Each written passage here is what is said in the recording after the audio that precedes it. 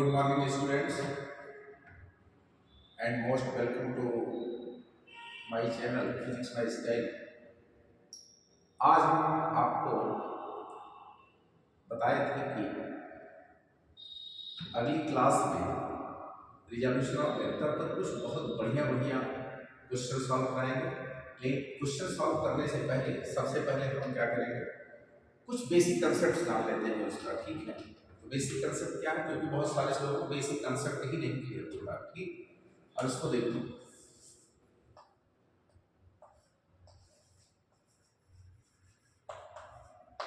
Basic concepts.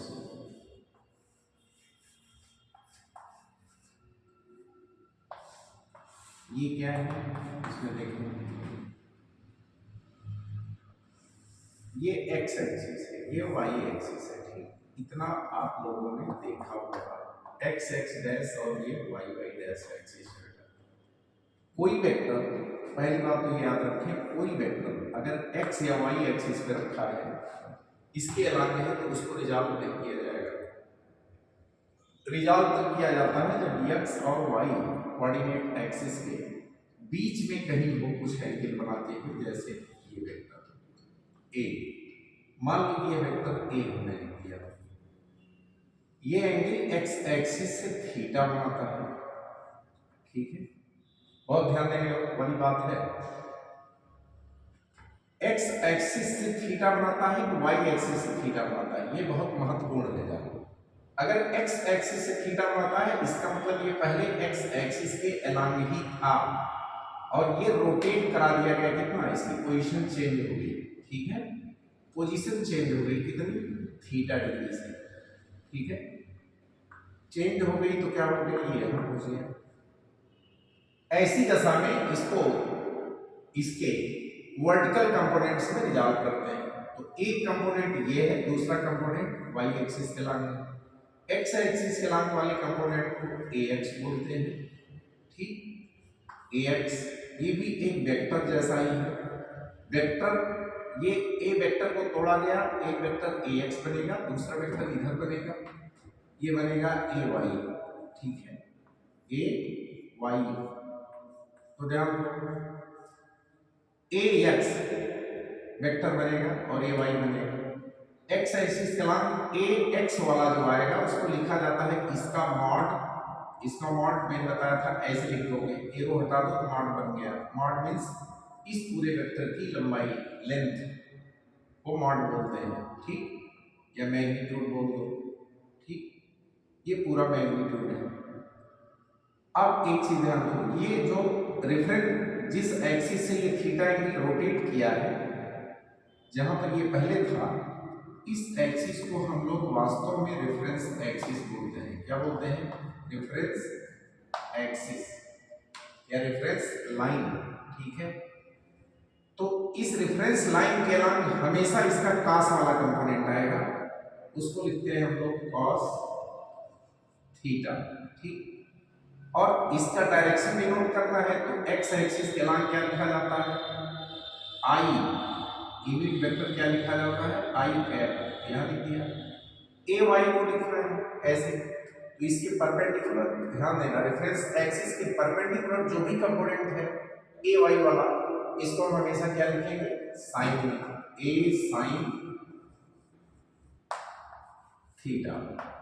चूंकि Y axis के अलावा है, इसलिए इसको जे कैप, इसकी डायरेक्शन जे कैप। अब समझ गए हैं वेक्टर ए को। अब इसके कंपोनेंट के टर्म्स में क्या क्या लिख सकते हैं, देखो ध्यान से, ए एक्स यहां तक है, ए एक्स के हेड पर ए वाई का टेल रख के ड्रा किया गया है। इसका मतलब ए एक्स में ए वाई को क्या किया गया है, ए एक्स में ए वाई को क्या किया गया है, जोड़ा गया है। ठीक, तो जाहिर सी बात है इसे आप ऐसे लिख सकते हो, ए एक्स प्लस ए वाई, ऐसे लिख सकते हो। ठीक, और इसे और बढ़ा के ऐसे भी लिख सकते हो, ए एक्स की जगह पर ओरिजिनल फॉर्म यही है जिसकी आपको जरूरत पड़ती है, ए cos theta I cap plus A sin theta J cap. ठीक, ये बनती है। ये अब वेक्टर ए को समझ लिया हमने, दो कंपोनेंट में तोड़ दिया। एक है ए cos थीटा आई कैप है, दूसरा है ए sin थीटा जे कैप। ये एक्स एक्सिस के लंब है और ये वाई एक्सिस के लंब है। दो पार्ट है वेक्टर ए के, ठीक है। अब इसको देखो, एक और बेसिक बात इसमें जानने वाली है कि वेक्टर जब हम रिजॉल्व कर रहे होते हैं तो बिल्कुल मैथमेटिक्स नहीं, फिजिक्स देखें इसकी। ये एक क्वाड्रेंट अगर मान लो एक्स वाई मतलब फर्स्ट क्वाड्रेंट में अगर है, ठीक, तो इस कंडीशन में ये पॉजिटिव होगा, ठीक। पहले से अगर किसी क्वाड्रेंट में दिया है तो ये पॉजिटिव होगा, ठीक। और अगर ये इस थर्ड क्वाड्रेंट में दिया होता तो इसमें भी ये पॉजिटिव ही होता, ठीक है। सेकंड में दिया होता तो भी ये पॉजिटिव ही होता, फोर्थ में दिया होता तो भी ये पॉजिटिव ही होता। गिवन कंडीशन में हमेशा क्या होगा, पॉजिटिव होगा। और ध्यान रहे जैसे फर्स्ट क्वाड्रेंट में इसके दोनों कंपोनेंट हमने क्या लिखे, plus A cos theta I cap plus A sin theta J cap, दोनों पॉजिटिव हैं। वैसे गिवन कंडीशन में किसी भी क्वाड्रेंट में दिया होता और इसको रिजॉल्व करते तो इसके दोनों कंपोनेंट पॉजिटिव ही लिखे जाते। निगेटिव कब होता है इसको ध्यान ये बताता हूं। आपने पढ़ा है कोई वेक्टर अगर ऐसे दिया हुआ है ए, ठीक, इसकी डायरेक्शन को हम रिवर्स कर दें तो ये -1 हो जाएगा। क्या हुआ ये तो गिवन वाली कंडीशन क्या है, गिवन। ये क्या है, ये रिवर्स कंडीशन, ये दिया नहीं था, इसको हमने बनाया। जिसे हम बनाएंगे उल्टा वो निगेटिव होगा, ठीक है। और जाहिर सी बात है अगर इसको ठीक रिवर्स कर दिया जाए तो ये थर्ड क्वाड्रेंट में आने वाला है ए, ठीक है।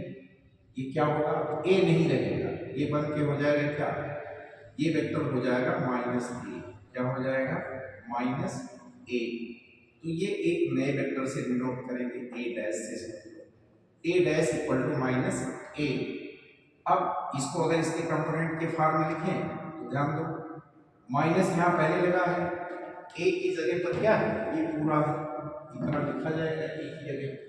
इस पूरे को रखेंगे, ब्रैकेट ओपन करेंगे बेटा, तो ये आने वाला है क्या, -a cos theta I cap -a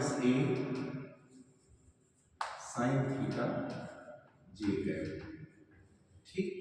ऐसी आएगा दोनों कंपोनेंट निगेटिव। और अगर ये ऐसा कहीं दिया होता, ऐसा सपोज ऐसा दिया होता, लिखा है ऐसे x x dash y y dash, ठीक, इस क्वाड्रेंट में दिया होता a ऐसे, तो ध्यान दो अगर ये एंगल x एक्सिस से थीटा बना रहा होता तो इसका इधर का कंपोनेंट, यानी यही रेफरेंस एक्सिस है जिससे एंगल बना रहा है, इधर का कंपोनेंट हमने कहा रेफरेंस एक्सिस के एलान कंपोनेंट हमेशा cos में लिखा जाता है, ये लिखा जाएगा a cos theta I cap. और उसके परपेंडिकुलर कंपोनेंट क्या बताया था, ये वाला परपेंडिकुलर कंपोनेंट क्या लिखा जाएगा, ये लिखा जाएगा साइन। इसको क्या लिखा जाता है, a sin theta J cap, ठीक। अब ये दोनों पॉजिटिव है बेटा, क्योंकि कैसी कंडीशन है, ये गिवन कंडीशन है। कौन सी कंडीशन है, गिवन। अगर इसकी डायरेक्शन को रिवर्स कर दो ऐसे, किधर जाएगा, फर्स्ट क्वाड्रेंट में, ठीक है, इसमें जाएगा फर्स्ट क्वाड्रेंट में। अब ये क्या बन जाएगा, ये बन गया अपने आप में -a, क्या बन गया, यानी अब इसको a नहीं लिखोगे, a डैश जैसी चीज से कुछ लिखोगे ऐसे, ये बन जाएगा -a। और -a होने का मतलब, अब एक तो ये था वास्तव में, एक के तो दोनों कंपोनेंट पॉजिटिव है, ये पॉजिटिव है और ये पॉजिटिव है।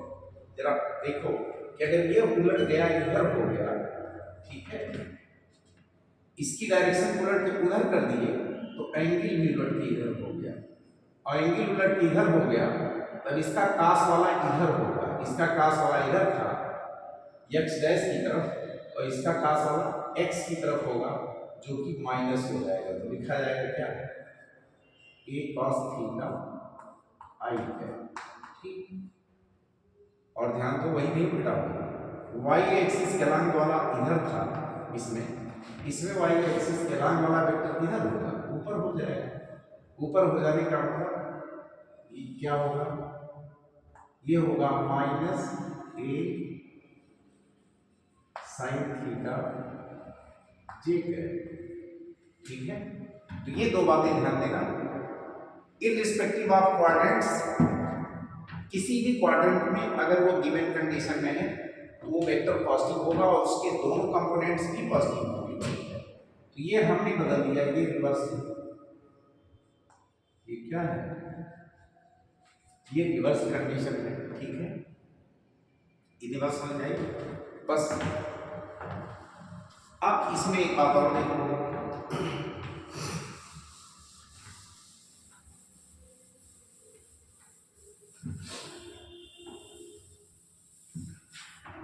बात ये है, जैसे मान लो कभी कभी ऐसा दिया होगा, ठीक, कोई वेक्टर ऐसे है, एक्स एक्स डैश लिखा है, वाई वाई डैश लिखा है, ठीक। मान लो इसकी कोई वेक्टर है जिसके दो कंपोनेंट्स दिए गए, क्या दिए गए, दोनों कंपोनेंट्स। तो ध्यान दो, ये वेक्टर आपको पता नहीं है, ठीक है। मान लो इसके एक कंपोनेंट को हमने हालांकि इधर लिखा और ये कंपोनेंट दिया हुआ है, क्या दिया हुआ है, कंपोनेंट ए एक्स दिया हुआ है, ठीक है, और इधर ए वाई दिया है, ऐसे दिया है। तो जाहिर सी बात, हम ए को ऐसा तो लिखते ही लिखते हैं, क्या लिखते हैं, क्या लिखते हैं, ए को लिखते ए एक्स प्लस ए वाई लिखते ही लिखते हैं, ऐसा लिखते हैं, है ना।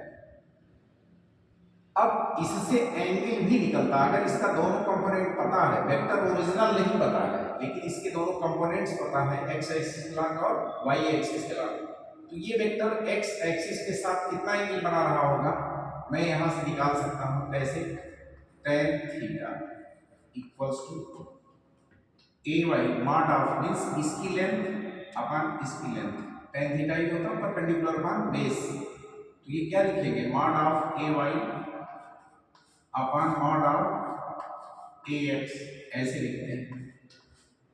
और इसको ऐसे भी लिखा जाता है, मैंने कहा इसकी लंबाई को ऐसे लिख दो और इसकी लंबाई को ऐसे लिख दे, ठीक।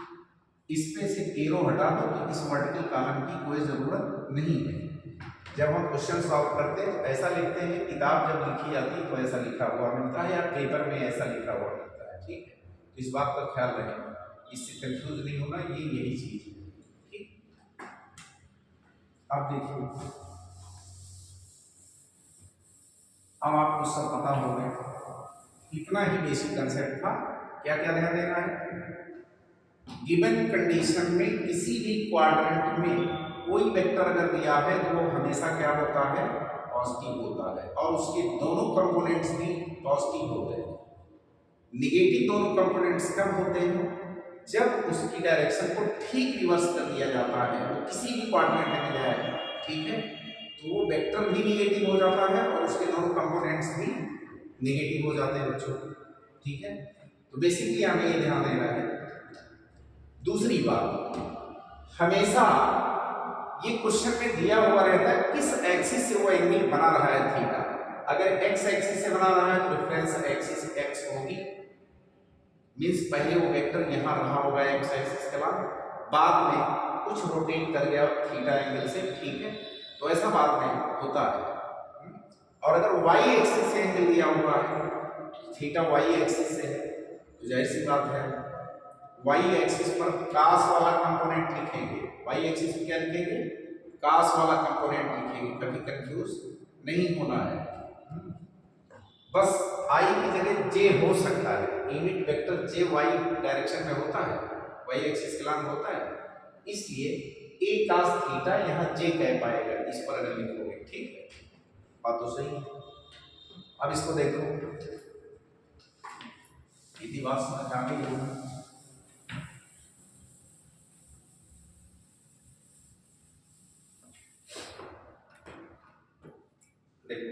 हम क्वेश्चन सॉल्व करते हैं problem.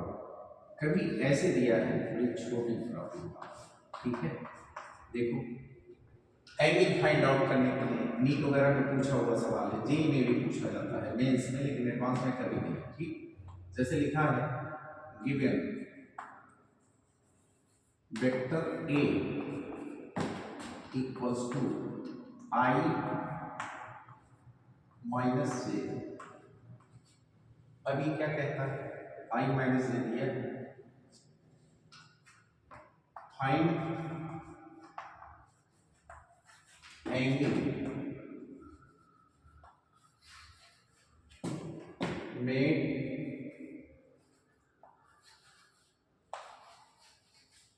Bye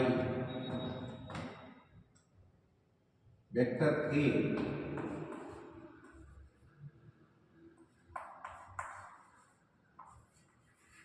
with respect to x axis, ठीक है, x एक्सिस ये पूछ रहा है कि x एक्सिस से कितना एंगल बना रहा है। तो एक चीज समझ लो, इसको सॉल्व करने के लिए दो तरीके हैं, इसको सॉल्व करने के दो तरीके हैं। एक है डॉट प्रोडक्ट से सॉल्व किया जाएगा, ठीक है, क्रॉस प्रोडक्ट से भी आएगा, डॉट प्रोडक्ट से भी आएगा, क्रॉस प्रोडक्ट से भी आएगा, लेकिन मान लो हमने पढ़ा नहीं है तो क्या करें, तब भी गुंजाइश है। कभी कभी आपके सामने ये समस्या आती है कि आप कहते हैं कि चैप्टर हमने पढ़ा ही नहीं, हम करें उससे पहले वाली मीटिंग से भी अगर कायदे से पढ़ाया तो आएगा, ठीक है। तो ध्यान दो, इसको सॉल्व करते हैं ऐसे, मान लो x x डैश एक्सिस ऐसे लिखा, y y डैश एक्सिस ऐसे लिखा। अब इसमें ध्यान दो, वेक्टर a इधर की तरफ अगर हम मान लें प्लस i लिखा जाता है, क्या लिखा जाता है, प्लस i, इधर मान लें प्लस j लिखा जाता है, तो तुम्हें समझ में आना चाहिए। अगर इस डायरेक्शन में होता है तो i प्लस j आता, क्या आता है, यहां तक i आता और यहां तक j आता, तो i प्लस j आता, तब तो a बराबर हो जाता है क्या, i प्लस j। लेकिन हमें क्या दिया है, i माइनस j, इसका मतलब हमने जो डायरेक्शन पॉजिटिव मानी है उसके अपोजिट डायरेक्शन में j है, तो इधर की तरफ माइनस j लिखा जाता है बच्चों, क्या लिखा जाता है, माइनस j का। अब देखो ये वेक्टर इधर चेंज, इस तरफ इधर कर दो, i वाला इधर ही प्लस i इधर ही, अब इधर कर देते हैं, ठीक, ऐसे ऐसे। अब ये देखो क्या है, यही है a, ये है माइनस j कैप, ये है क्या, a इक्वल्स टू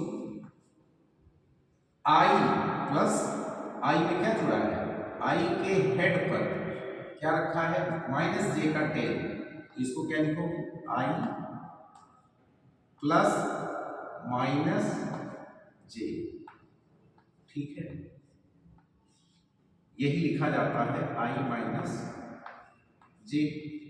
अब एक चीज सोचो, ये यूनिट वेक्टर है, एकांक वेक्टर है, इसका मैग्नीट्यूड कितना होगा, 1 यानी इसकी लंबाई 1 यूनिट, और इसकी लंबाई क्या होगी, इसकी भी 1 यूनिट, दोनों पता है 1 यूनिट, इसकी भी लेंथ इसकी भी लेंथ 1 यूनिट, क्योंकि ये i एकांक यूनिट वेक्टर है और ये माइनस, ध्यान देगा माइनस साइन इसमें j का मैग्नीट्यूड नहीं बताता है, और मैग्नीट्यूड के साथ ये होता भी नहीं, ठीक है।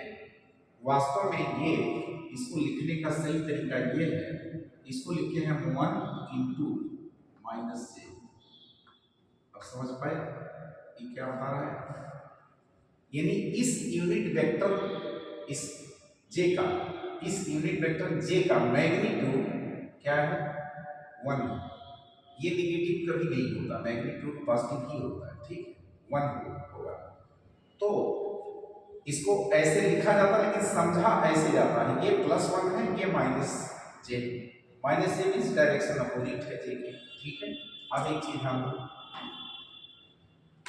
अब हमसे पूछ रहा है क्या, वेक्टर a x एक्सिस से कितना एंगल बना होता है, x एक्सिस तो यही है भाई, एक्स एक्सिस से ए तो इस डायरेक्शन में है, मीन्स कितना इतना, इसी को पूछ रहा है थीटा।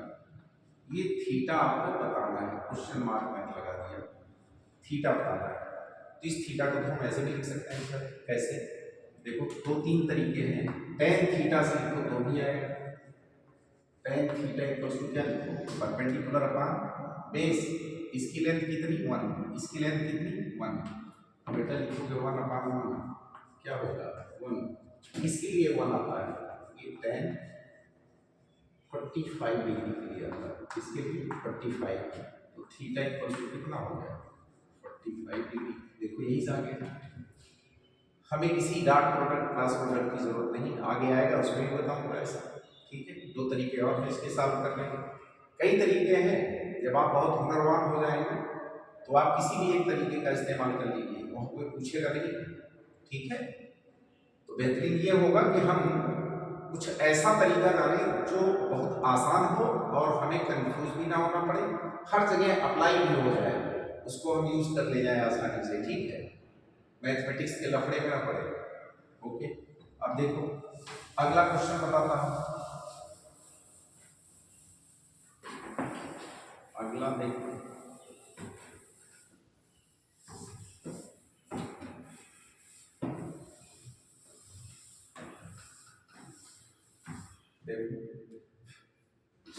कभी पूछा आपसे ऐसे,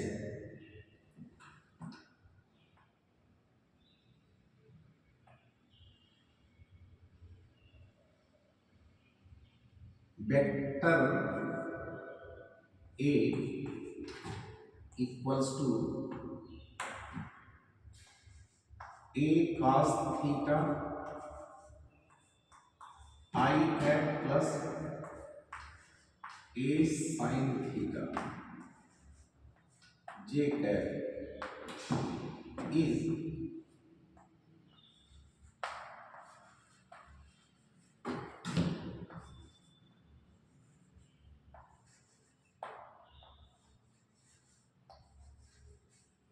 perpendicular to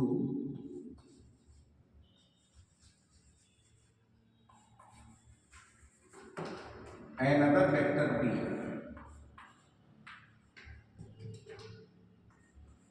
now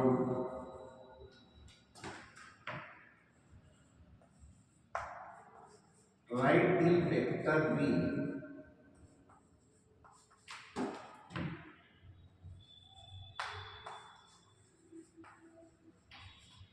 in terms of its components, इसके कंपोनेंट्स के टर्म्स में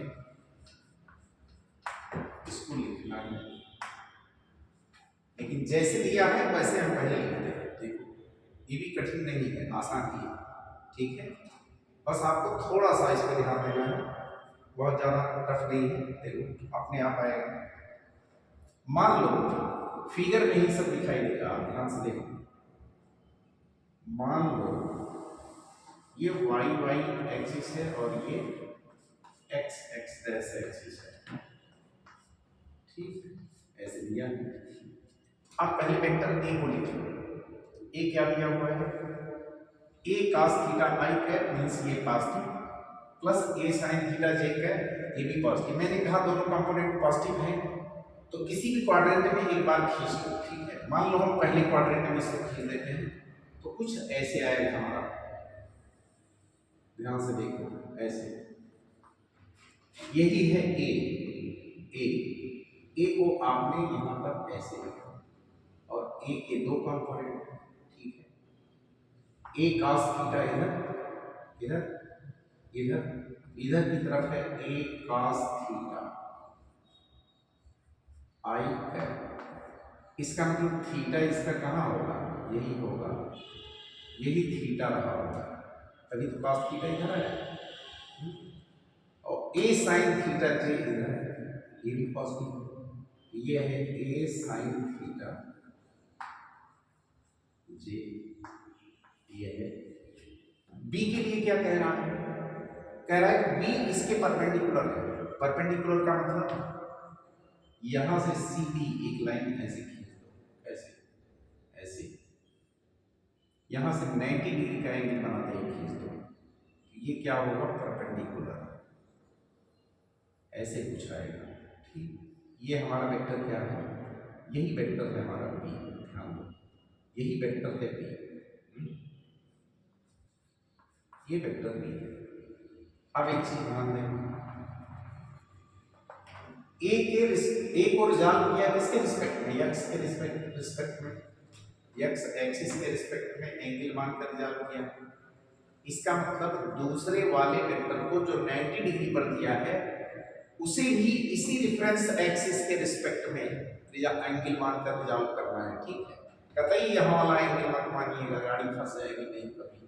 ठीक है, तो जाहिर सी बात है यहाँ पर क्या लिखेंगे, ये एंगल थीटा भी कितना है, 90 माइनस थीटा, ये हो गया। अब बी को रिजॉल्व करें तो बी का कंपोनेंट इधर क्या आएगा, ध्यान दो, एक्स एक्सिस की डायरेक्शन में क्या है, इधर आएगा बी cos 90 माइनस थीटा, यही आएगा। और cos 90 माइनस थीटा क्या होता है, साइन थीटा, तो ये बेटा हो जाएगा, इसको लिख सकते हो साइन थीटा। लेकिन ध्यान रहे यहाँ पर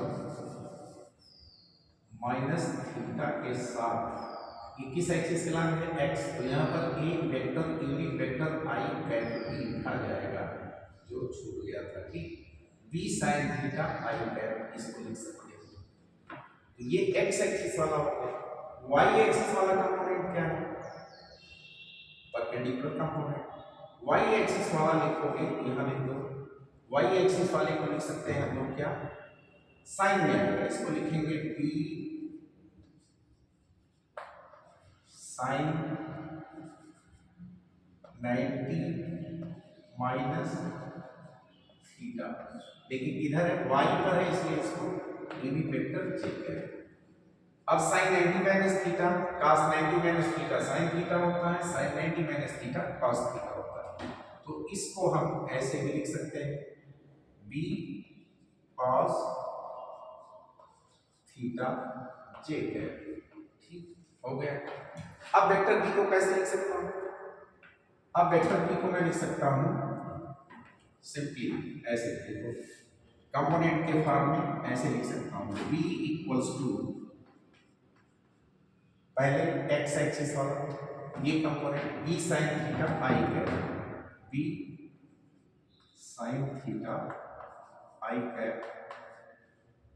ठीक, और उसके बाद y एक्सिस के लॉन्ग कंपोनेंट, y एक्सिस के लॉन्ग कंपोनेंट क्या है, b cos theta j cap. ठीक है, लेकिन ध्यान देना अब इससे हमें तुलना करना है, किससे, a वाले कंपोनेंट से। a का x एक्सिस के long component plus x axis की तरफ था, और इधर ही b का भी कंपोनेंट है ये b sin theta i cap, इसलिए ये पॉजिटिव, अगर ये पॉजिटिव था तो इसी डायरेक्शन में ये भी है, ये भी पॉजिटिव होगा।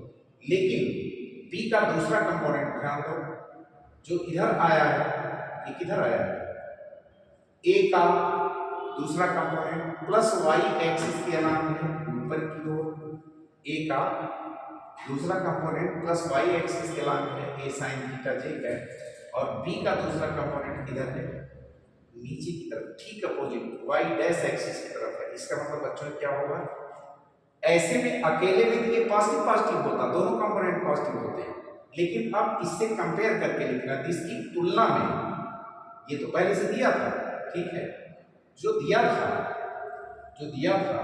उसको हम लिख ही दे देंगे, कैसे लिखा है भाई, a cos थीटा, देखो क्या लिखा है, ये लिखा है a cos theta i cap, ये plus a sin theta j cap, ये तो दिया है, इसके दोनों कंपोनेंट पॉजिटिव हैं। ठीक है, इसके रिस्पेक्ट में अब दूसरे को देखना है, इसके दोनों कंपोनेंट किधर जाते हैं, तो इसका एक कंपोनेंट तो जाता है इसी की डायरेक्शन में, a cos थीटा की डायरेक्शन में, तो जो इसके इस कंपोनेंट a cos थीटा की डायरेक्शन में जाता है वो पॉजिटिव होगा, लेकिन दूसरा वाला कंपोनेंट b का ए साइन थीटा जे कैप में ठीक अपोजिट डायरेक्शन में जाता है, इसलिए उसको लिखते समय यहां लिखोगे minus B cos theta J cap, ठीक है, सिर्फ इतना लिखोगे,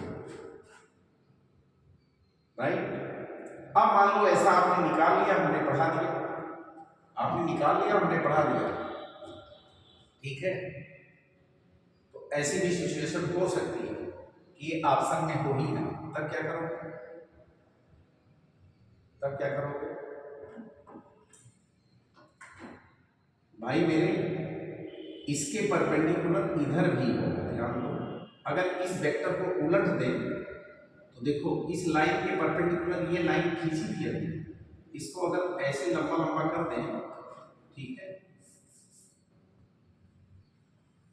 इस डायरेक्शन में, तो ये भी तो परपेंडिकुलर है इसके, इसके ए के परपेंडिकुलर ये लाइन भी थी, इसको हमने उल्टा कर दिया, उल्टी डायरेक्शन में कर दिया, ये भी परपेंडिकुलर बना, इधर से लाइन नहीं बनाया, ठीक।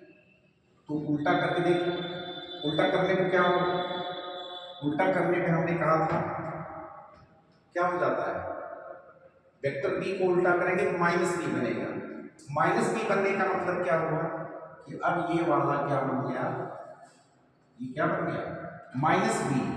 माइनस बी का मतलब ऐसे लिखोगे, कैसे, अब ये कुछ एक अलग वेक्टर बन गया, बी नहीं रह गया, माइनस बी हो गया, तो इसको बी डैश ऐसा बन गया, ठीक। लेकिन है ये भी 90 डिग्री पर, इसका मतलब अब अगर इसको लिखें तो ऐसे लिख सकते हैं, यहाँ तो b की जगह पर, b के तो दोनों कंपोनेंट ऐसे थे, ठीक। अगर हमने इधर कर दिया तो क्या हो जाएगा, अब देखो ये माइनस इसके साथ होगा, ये माइनस यहाँ आएगा, माइनस इंटू माइनस प्लस हो जाएगा, बेटा ये हो जाएगा minus B sine theta I cap, और ये प्लस में हो जाएगा plus B cos theta J cap, ठीक। अब देखो ये एक स्मार्ट चीज होगी, हमें बहुत कंफ्यूज नहीं होगा अगर ये कम, देखिए दोनों सही है, एक आंसर ये है, ठीक है, ये दोनों आंसर है, ये भी आंसर है, ये भी आंसर है, और ये भी आंसर है, ठीक है, दोनों गलत नहीं है, ये आंसर नंबर 1, ये आंसर नंबर 2, ठीक। तो दो आंसर है हमारे पास, ठीक है। दो तरीके से सॉल्व कर सकते हो, उसको इधर भी रिजॉल्व किए होते करके तो भी आता, और तुम चाहे इधर रोटेट करके 90 डिग्री रिजॉल्व कर लो, और चाहे इधर कर लो, एक कर लो, अगर आंसर नहीं मिला तो उसका ठीक उल्टा कर दो, दूसरा वाला भी नहीं बनता है, ये कॉमन सेंस में होना चाहिए। जे एडवांस वाले ऐसे ही करते हैं, एक उनका क्वेश्चन होता है, एक पार्ट होता है सेक्शन, जिसमें कहते हैं कि मोर देन वन करेक्ट है। अब एक को हमने पढ़ लिया, पढ़ा दिया, आप अगर उतने सोच पाए कि पढ़ लिया पढ़ा दिया तो वही ऑप्शन टिक मार के चले आए, दूसरा चेक ही नहीं कर पाए जबकि दो ऑप्शन सही थे उसमें, ठीक है। अभी तो आपको लगेगा बहुत छोटा सवाल है, लेकिन गाड़ी फंस गई, घर आने के बाद पता लगेगा इधर से भी होता है, ठीक है। बात क्लियर, एडवांस लेवल पर ये पूछा जा सकता है, और ये मेडिकल के पेपर में पूछा गया है एक बार।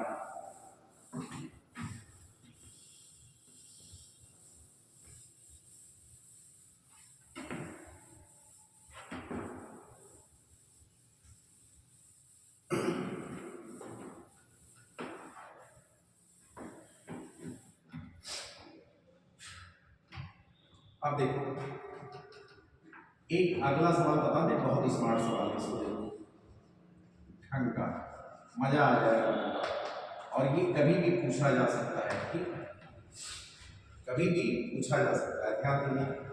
अगर मान लो ऐसे लिखा हुआ है,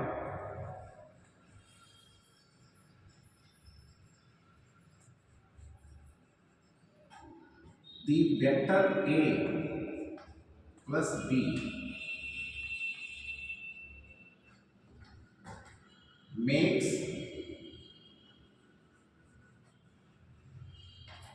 angle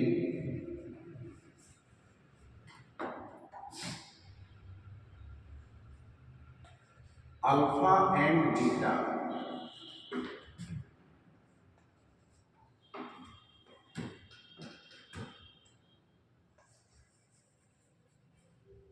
from direction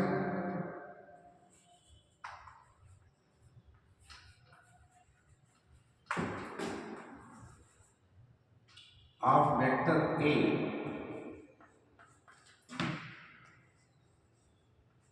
and B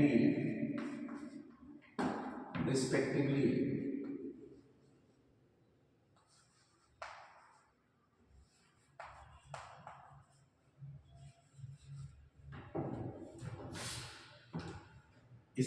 respectively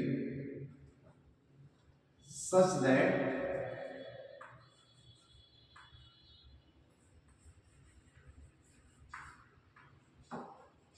alpha plus beta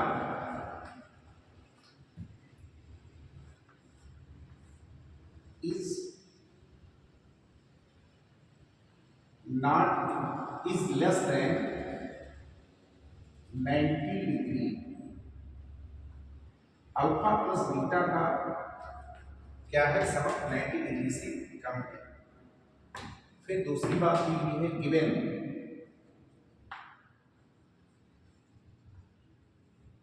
given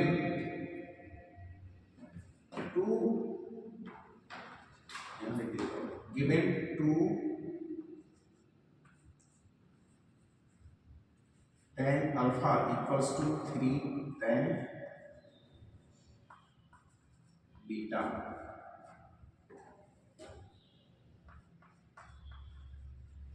Now find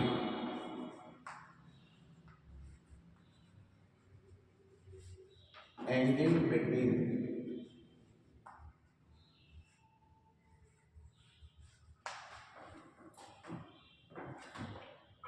vector A and vector A। ये एक स्मार्ट सवाल है, ठीक, स्टैंडर्ड सवाल है। इसको कैसे करेंगे, देखिए हमेशा एंगल के बारे में पूछता रहा तो कुछ लोग सोचते हैं कि अब जेई में एंगल जैसी चीज का सवाल बनेगा, ये पूछेगा नहीं, थोड़ा सा घुमा फिरा करके वो भी जेई में सवाल पूछेगा, वही सवाल, ठीक। अब इसको देखिए, बहुत कठिन नहीं है, इसको ध्यान से देखना। इसका सॉल्यूशन,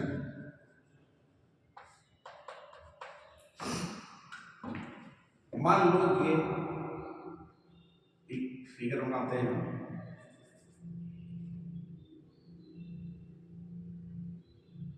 ये मान लो आपका वेक्टर ए है, ऐसे ये वेक्टर ए है, ठीक, ध्यान से देखो। और चूंकि कह रहा है दोनों के बीच का एंगल क्या है, 90 डिग्री नहीं है, लेस देन 90 डिग्री। अंडरस्टूड है कि ऐसा भी नहीं हो सकता, बी कहीं कहाँ होगा, ऐसी डायरेक्शन में होगा, ऐसे होगा, बना लेते हैं। रिजल्टेंट कहाँ होगा, देखो फिगर का कमाल, सब फिगर से ही दिखेगा बेटा, ऐसे बनाओगे। अब देखो ए और बी के बीच का एंगल तो यही है थीटा, ये क्या है थीटा, इसी को पूछ रहा है। लेकिन रिजल्टेंट कहाँ जाएगा, ऐसे ही जाएगा, ऐसे यहाँ पूछो। ये बना हमारा क्या, ए प्लस बी। हमने कुछ नहीं किया है, हमने वही किया है जो सवाल में दिया है, ठीक है। क्वेश्चन के अकॉर्डिंग क्वेश्चन को हमने फिगर में दिखा दिया। अब दिखाने से एक फायदा है, हमेशा फिगर में दिखा लोगे तो समझ लो कि क्वेश्चन सॉल्व कर लोगे। अब इसमें दिया है ए के साथ ये अल्फा एंगल बनाता है, बी के साथ ये बीटा एंगल बनाता है, बिल्कुल सही। अब ध्यान, अगर ए के साथ अल्फा बनाता है तो ध्यान दो बी तो यही है, यही लंबाई क्या है, बी। पैरेललोग्राम बनता है, जितना बड़ा ये इतना बड़ा ये बी जैसा ही है, यही बी, ठीक, क्या है बी। और ध्यान से देखो तो जितना बड़ा एंगल ये पूरा दिख रहा है ए और बी के बीच का, वही एंगल यहाँ पर भी है, इतना आपको आना चाहिए। ऐसा क्यों, ठीक है, क्योंकि दो समांतर रेखाओं को, ये दोनों समांतर रेखाएं हैं, ठीक है, ऐसे ध्यान दो, ऐसे आगे बढ़ा दो इसको। ये दोनों समांतर रेखाएं हैं, पैरेलल लाइंस। कैसी लाइन है? Parallel lines. इनको एक तिर्यक रेखा समझ लो काट रही है, ये कट कर रही है। ये कैसे एंगल है? ये दोनों एंगल कैसे हैं? करस्पॉन्डिंग एंगल है। कैसे हैं? करस्पॉन्डिंग एंगल मतलब एक ही दिशा में है, तो ये दोनों बराबर होते हैं। ठीक है, ऐसे इसके करस्पॉन्डिंग ये है, यहाँ पर भी एंगल थीटा ही होगा। ठीक, अब देखो करना क्या है, यहाँ पर एक परपेंडिकुलर ड्रा कर लो। क्या कर लो? परपेंडिकुलर ड्रा कर लो। अब देखो तो परपेंडिकुलर ड्रा करके इसको दो कंपोनेंट में जान कर, तो ये कंपोनेंट आएगा क्या? इधर से एंगल थीटा है तो ये आएगा b cos थीटा, इधर क्या आएगा? b sin थीटा आएगा। इसकी लंबाई b sin थीटा और इसकी लंबाई a प्लस इतनी हो गई। इसकी लंबाई वेक्टर a का मॉड यानी मैग्नीट्यूड a और b का मैग्नीट्यूड ये है b cos थीटा। तो देखो एक चीज तो क्लियर हो गई, a cos थीटा, ध्यान दो b sin थीटा। इस ट्रायंगल में देखो ये क्या है?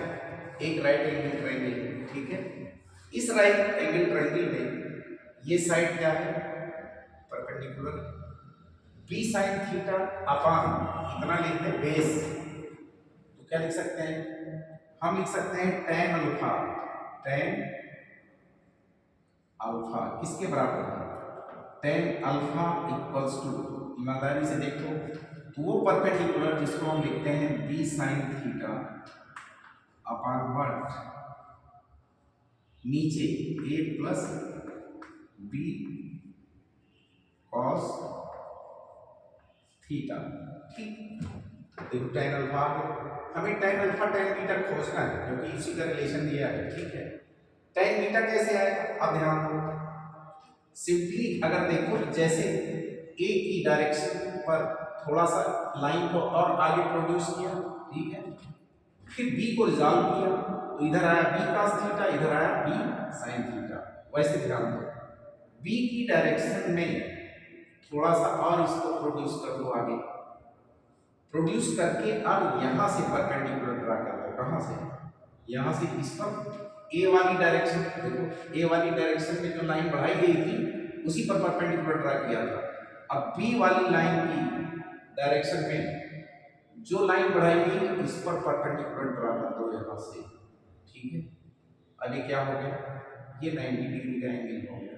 ठीक, ध्यान दो ये साइड कितनी है? ये साइड a क्या है? a। ये साइड क्या है? a वेक्टर है। इस a वेक्टर को देखो तो इस पर रिजॉल्व करोगे। ठीक, ये एंगल थीटा है, ये एंगल भी थीटा है, मैंने बताया था। ठीक है, ये एंगल थीटा है तो ये एंगल थीटा है। क्यों? क्योंकि ये दोनों कैसे हैं? करस्पॉन्डिंग एंगल है। कैसे एंगल है? करस्पॉन्डिंग एंगल है। ठीक है, अब ध्यान दो a को रिजॉल्व कर सकते हैं हम। अगर ये एंगल पता है a का मैग्नीट्यूड a के बराबर होगा, a के बराबर होगा तो इसको क्या लिखेंगे? इसको लिखेंगे a cos थीटा। ये लंबाई आ गई। इसकी लंबाई कितनी होगी? अगर ये रेफरेंस एक्सिस वाली लाइन जहां से एंगल लिया गया है ये cos में है, ये साइन में होगा, मैंने बताया था a sin थीटा। अब हम समझ गए। क्या समझ गए? हम बहुत आराम से लिख सकते हैं tan बीटा। क्या लिख सकते हैं? tan बीटा कितना है? tan बीटा इक्वल्स टू ये एंगल, देखो ये राइट एंगल राइट है, इसमें 90 डिग्री ये है। tan beta equals to perpendicular upon ये बेस। बेस की लंबाई कितनी है? b की लंबाई b के मैग्नीट्यूड से प्लस ये इतनी लंबाई जो a का एक कंपोनेंट इस रेफरेंस लाइन के अलांग है वो है क्या? a cos theta. Reference line इसलिए कह रहा हूं यहीं से एंगल मानकर इसको रिजॉल्व किया गया है। ठीक, b क्या आएगा? ये आ गया हमारा कितना? b अपान क्या है? b सॉरी बी ग्रीन, ये क्या आएगा ए साइन थीटा, ये आएगा सीधा ए साइन थीटा अपान नीचे क्या आएगा बी प्लस ए क्या ए cos बी प्लस इसमें इतना जुड़ गया कितना ए cos थीटा, बी प्लस ए cos थीटा जोड़ दिया, बस tan अल्फा tan बीटा आ गया बेटा। अब इस रखी हुई कंडीशन में रख दो, ठीक है, जो दिया हुआ कंडीशन, इस दी हुई कंडीशन में रखने पे क्या होगा देखो, इसको सॉल्व कर देते हैं फिर से। हाँ इसको मिटा देते हैं।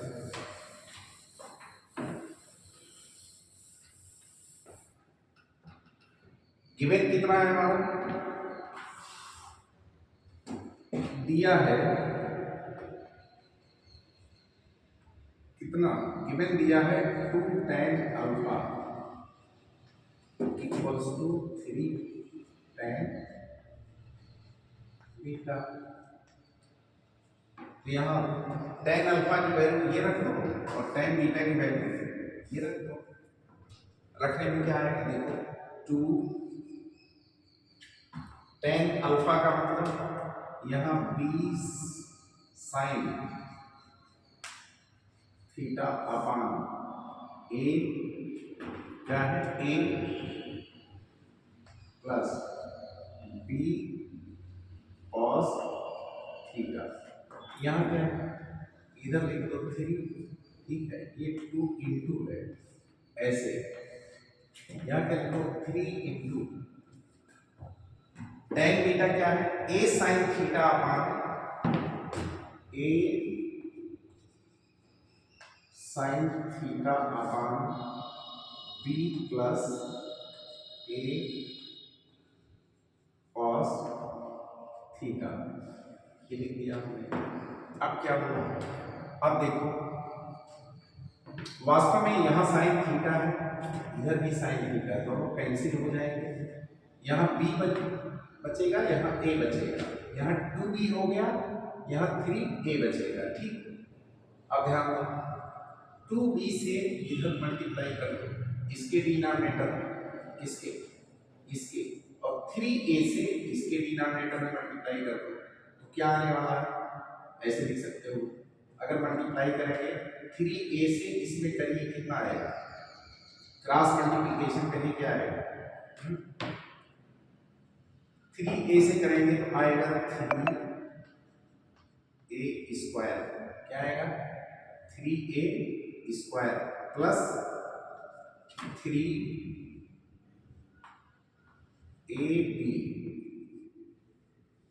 ये है, b यहाँ है, 3ab cos थीटा, ये इक्वल्स टू किसके हो जाएगा, ये इक्वल्स टू किसके होगा, इधर देखो 2b से इसमें मल्टीप्लाई करो तो आएगा ये क्या, ये आएगा 2b स्क्वायर, क्या आएगा 2b स्क्वायर, यहाँ पे क्या बचेगा 2b से इसमें करेंगे तो आएगा 2ab cos theta, 2ab cos theta. अब ध्यान दो 3ab cos थीटा इधर है, 2ab cos थीटा इधर, इसको इधर ट्रांसफर करिए तो आएगा कितना 3ab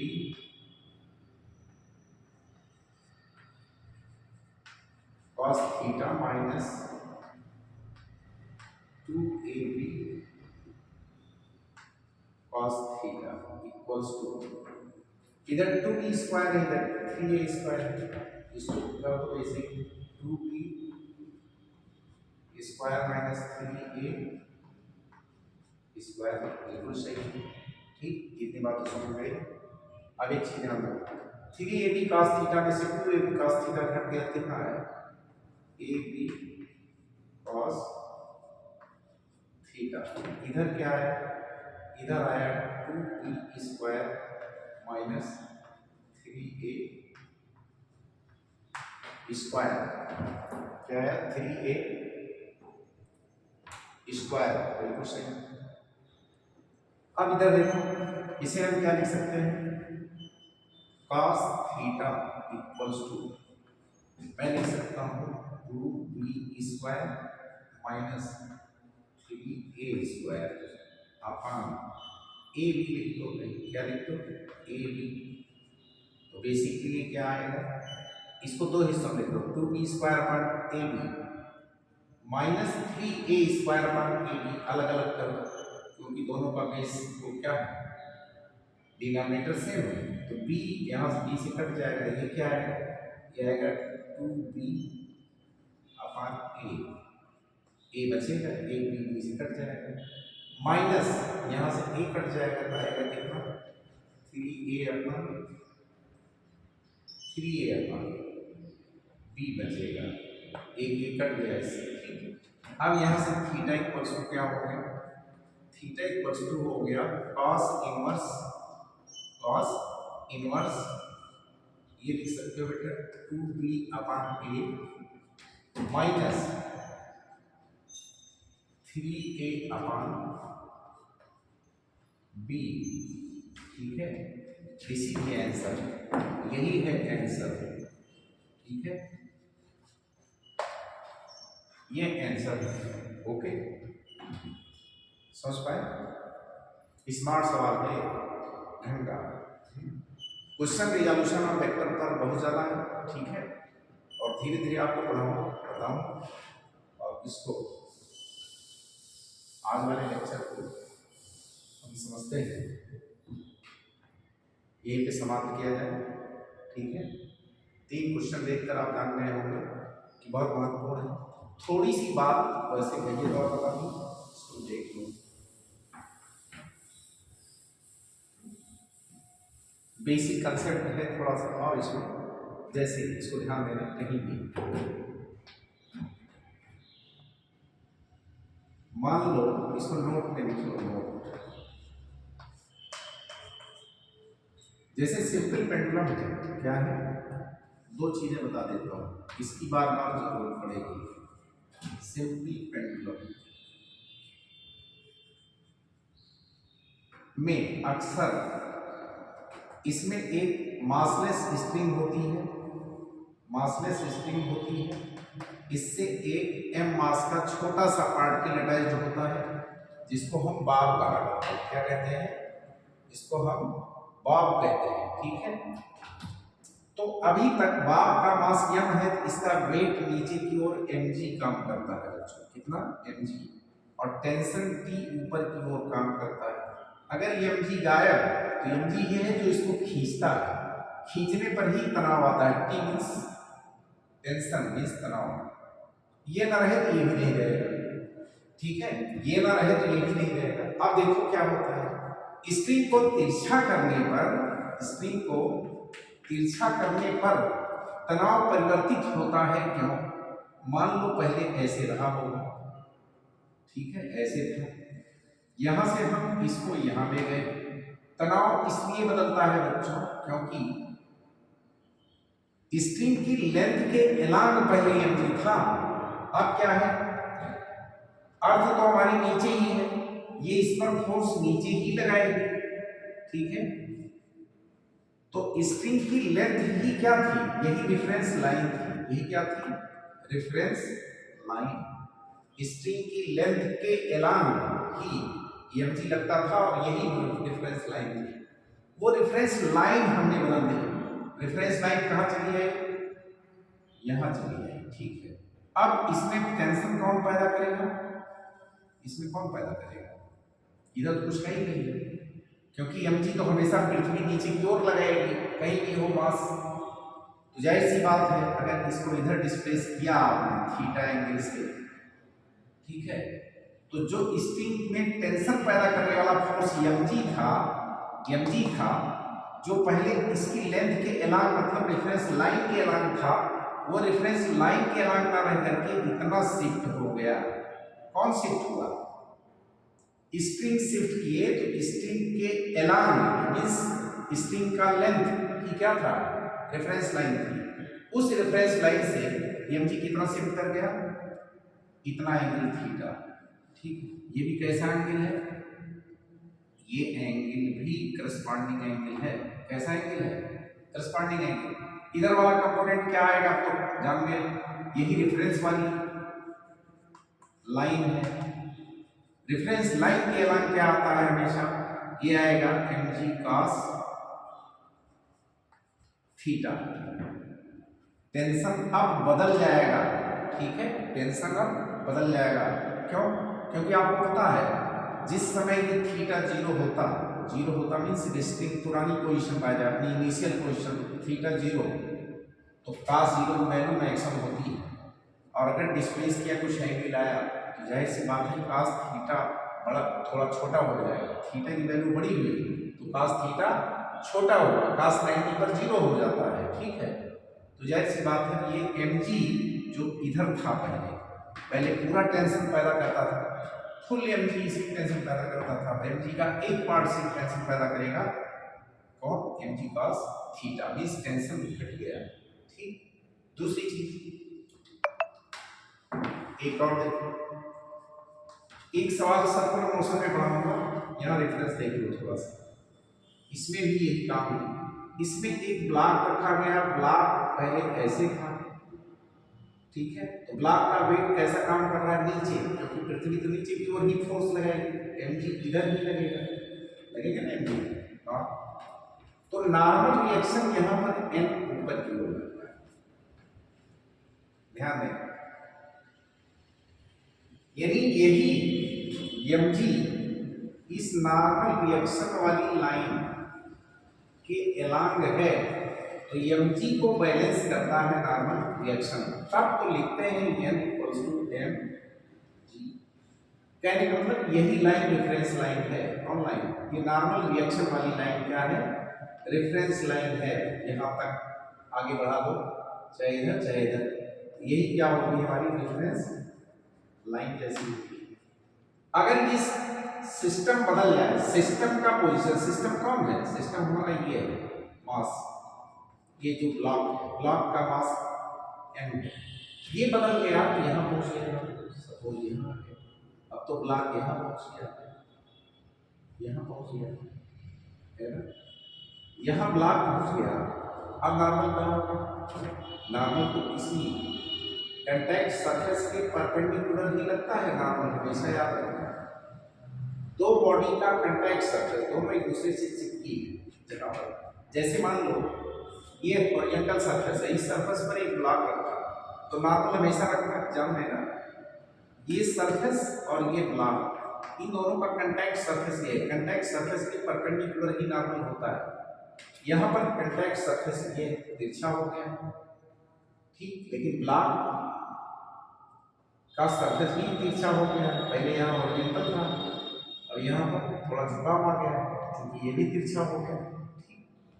आगे ध्यान रखना, इस कॉन्टैक्ट सरफेस के परपेंडिकुलर नॉर्मल वाली लाइन तो ये हो गई ना हमारी, नॉर्मल लाइन ये हो गई नॉर्मल, ठीक है, ये हो गई, यही है रेफरेंस लाइन समझ में। तो अब देखो ये रेफरेंस लाइन ही शिफ्ट कर रही है, ठीक है, कितनी शिफ्ट कर रही है, यहाँ शिफ्ट कर रही है, ठीक, समझ लो रेफरेंस लाइन शिफ्ट कर रही है, यहाँ शिफ्ट कर रही है, कितना एंगल से, कितना एंगल से शिफ्ट कर रही है, एक मिनट इसको मिटा देते हैं, यहाँ एंगल लिख लो, कितना शिफ्ट कर गई, थीटा एंगल से, ठीक है। अगर ये थीटा से शिफ्ट कर गई तो mg तो ऐसे नीचे की ओर लगता है, ये यहाँ भी ऐसे लगेगा, नीचे की ओर ही लगेगा, ठीक है, mg ऐसे ही लगेगा, ये एक वेक्टर है, ध्यान दो ये एंगल इधर। अब देखो नॉर्मल वाली लाइन, वो सॉरी रेफरेंस लाइन ये है, रेफरेंस लाइन से ये mg कितना शिफ्ट कर गया, इधर शिफ्ट कर गया, रेफरेंस लाइन मैंने कहा वही है पहले वाली पोजीशन, ठीक। अब शिफ्ट कर गया कितना एंगल, थीटा, कितना शिफ्ट कर गया, थीटा, ठीक है, थीटा शिफ्ट कर गया, इधर की तरफ जो कंपोनेंट आएगा क्या आएगा बच्चों, पास में आएगा, कितना आएगा, mg cos थीटा, और इसके परपेंडिकुलर जो आएगा वो क्या आएगा, मैंने कहा था परपेंडिकुलर इधर भी होता है और इधर भी, लेकिन वो वाला परपेंडिकुलर देखेंगे जिसके जो उसके रेफरेंस लाइन और परपेंडिकुलर के बीच में वो मेन वाला वेक्टर पड़ता है, mg पड़ता है। ये रेफरेंस लाइन है और ये परपेंडिकुलर ड्रा कर दें तो mg इसके बीच में आता है। इसका मतलब दूसरा कंपोनेंट इधर आएगा, वो क्या है, mg sin theta।